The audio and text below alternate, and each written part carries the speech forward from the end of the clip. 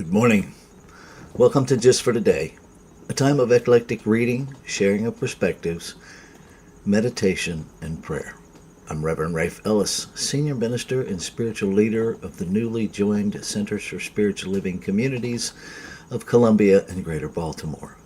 Today is September 11th. And this morning I'm reading from The Voice of Knowledge, a Toltec wisdom book by Don Miguel Ruiz with Janet Mills, a practical guide to inner peace. And I opened it up to page 55, and here's what it offers based on where my eyes landed on the page. Every human is part of the infinite, and so is every object we perceive. There is no difference between any of us or between us and any object. We are only one because everything is made of light. Life creates what is real, and humans create a virtual reality, a story about what is real. We perceive images of light, and we interpret, qualify, and judge what we perceive. This ongoing reflection in the mirror of our mind is what the Toltec call dreaming.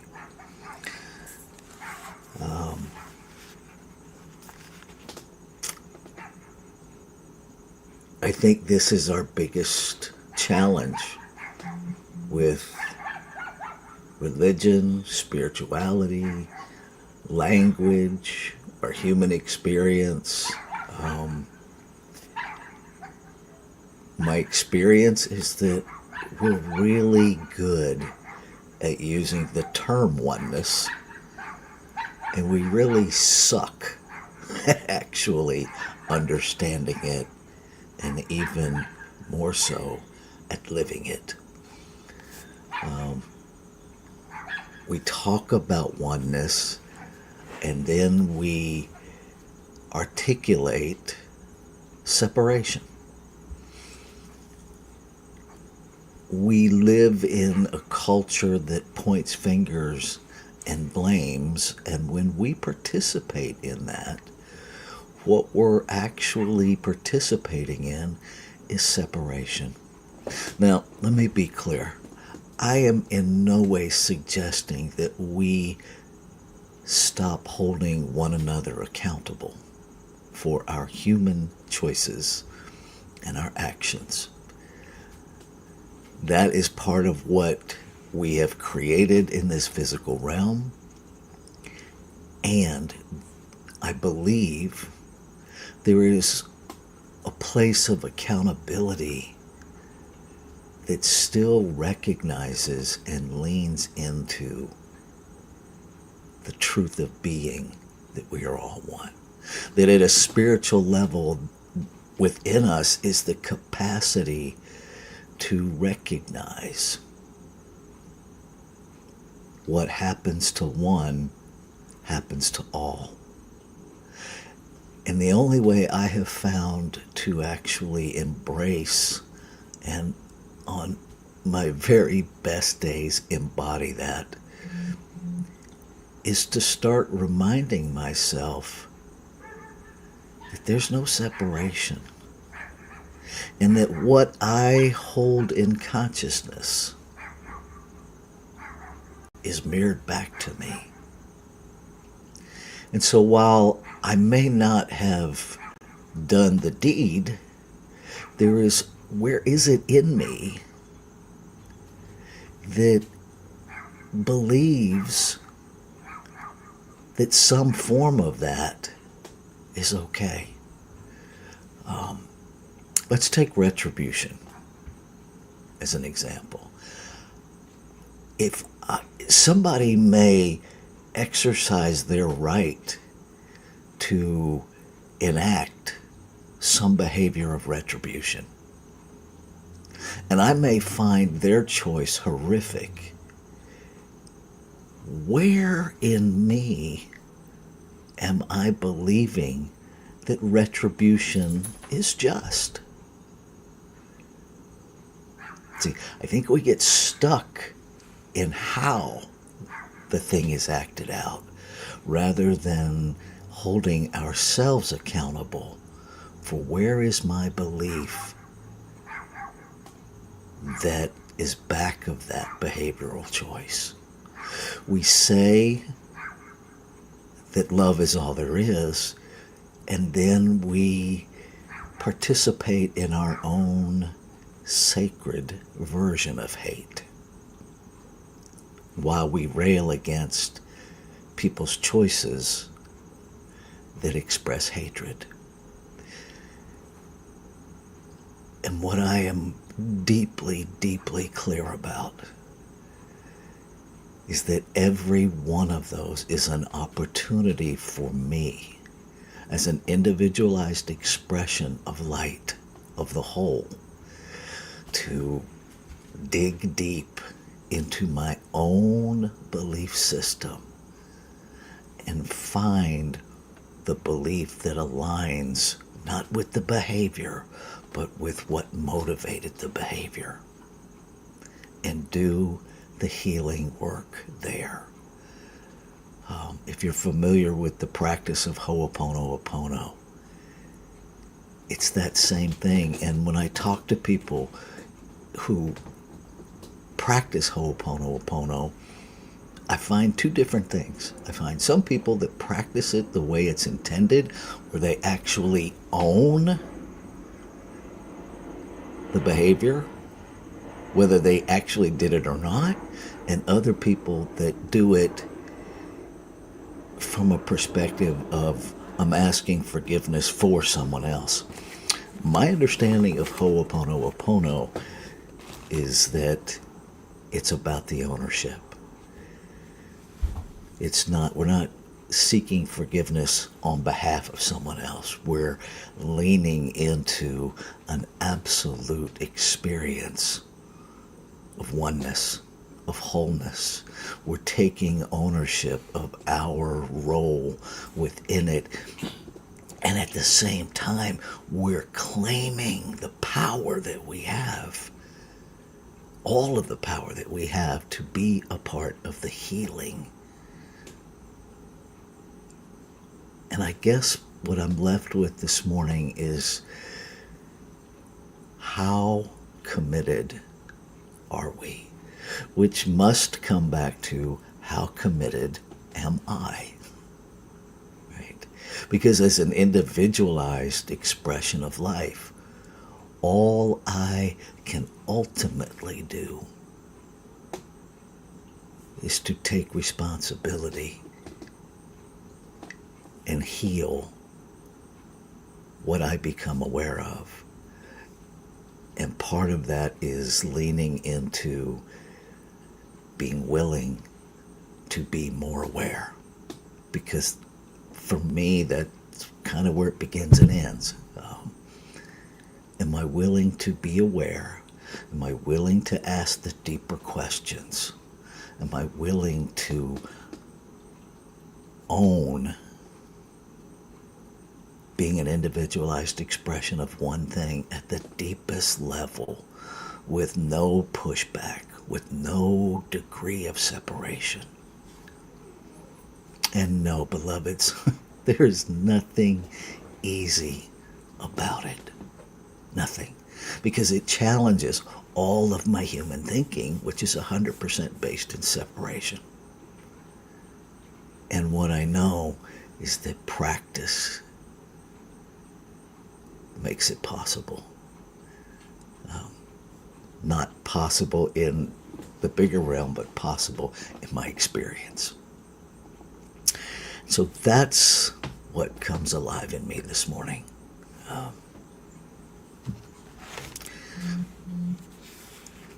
So I'm going to read our reading one more time and take us into our time of meditative practice. And I invite you to just be with whatever awarenesses come up for you, to go into the meditation with a willingness to be aware. And I don't know if you can hear it or not, but I'm very aware of the dogs in the neighborhood having a conversation. I suspect you might be able to hear that as well. Every human is part of the infinite, and so is every object we perceive. There is no difference between any of us or between us and any object. We are only one because everything is made of light. Life creates what is real, and humans create a virtual reality, a story about what is real. We perceive images of light and we interpret, qualify, and judge what we perceive. This ongoing reflection in the mirror of our mind is what the Toltec call dreaming.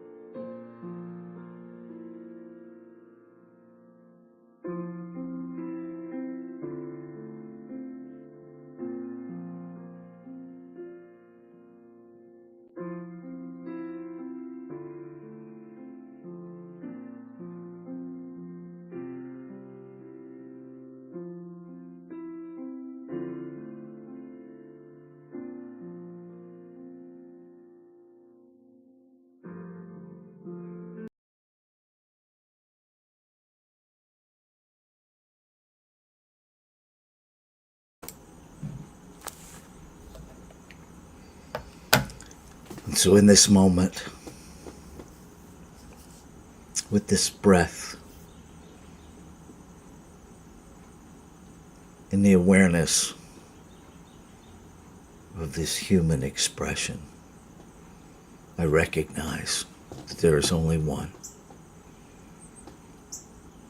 One light, one love, one peace, one power, one presence, one substance, one reality, one consciousness, one creation, one God, one spirit, one great mystery, one infinite field of energy, known by many names.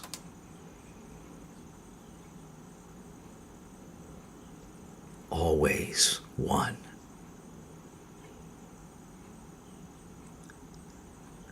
Whether we call it the quantum field, whether we call it energy, whether we call it God, Buddha, Allah, angels, the great mystery, it is always what it is. One self-existent everything, infinite possibility,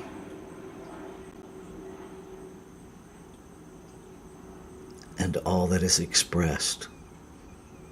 The unseen and the seen, the formed and the unformed, the expressed and the yet to be expressed.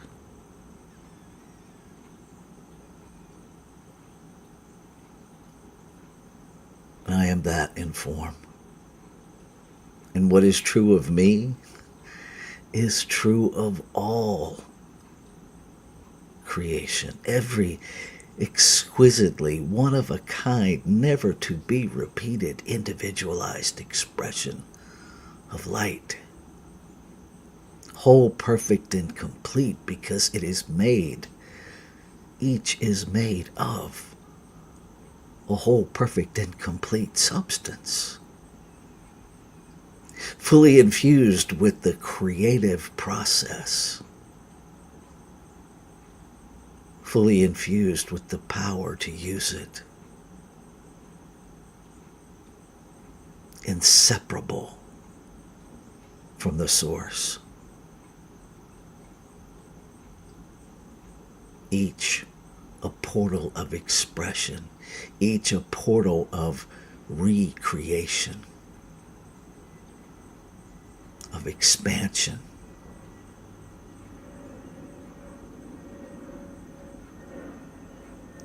And so in the truth of one whole, perfect and complete allness, I speak my word with full recognition that it is the word of life speaking itself into being in, through, and as me, for all of itself. That even the words I speak are never separate. And so I claim and affirm love. Love in the awareness, love in the activity, love in the choices. I claim peace at the core of every being, and that anything that is impeding that peace, anything that is blocking the full activity of love, comes to awareness, comes to attention, to be healed. I claim and affirm that the capacity to be the wholeness, the perfection, and the completeness that each is fully present in every expression of creation. And that even now, in this moment, That capacity is rising up into the awareness to guide the activity of creation. Returning to that experience of wholeness, that harmonious operation of one, where every thought, every breath that motivates every action is in alignment with the truth of being. That the very idea of a need to separate is being healed in ways that the human me may not yet see.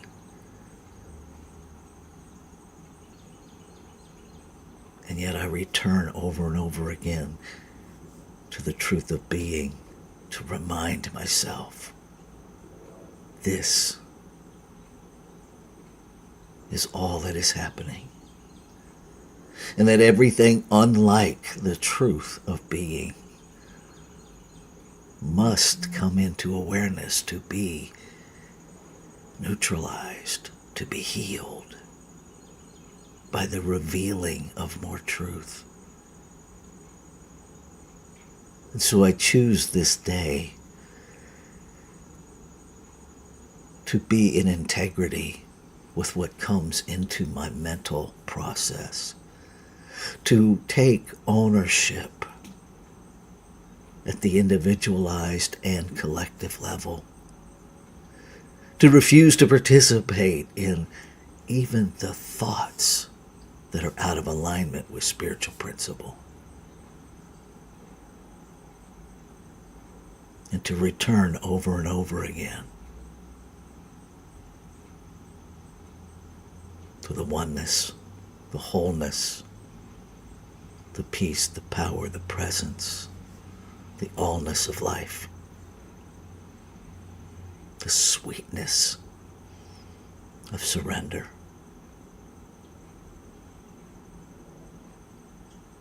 And I am grateful. Grateful for the activity of law that always says yes, that already said yes, that says yes to itself even before it is spoken, that knows its own heart, that recognizes only the creative process and simply acts, the doer of creation, that part that acts upon the mental, the heartbeat, to simply make it so without interpretation, without judgment, without qualification. It simply makes it so, reflecting back to each of us what is being believed.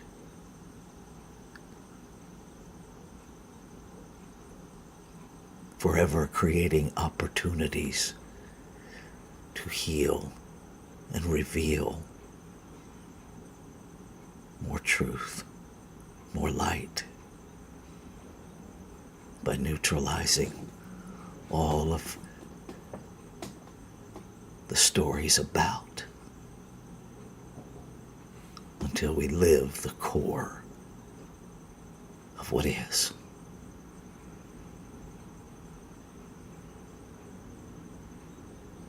And so, knowing it's already complete, I surrender. I surrender, meaning I let go.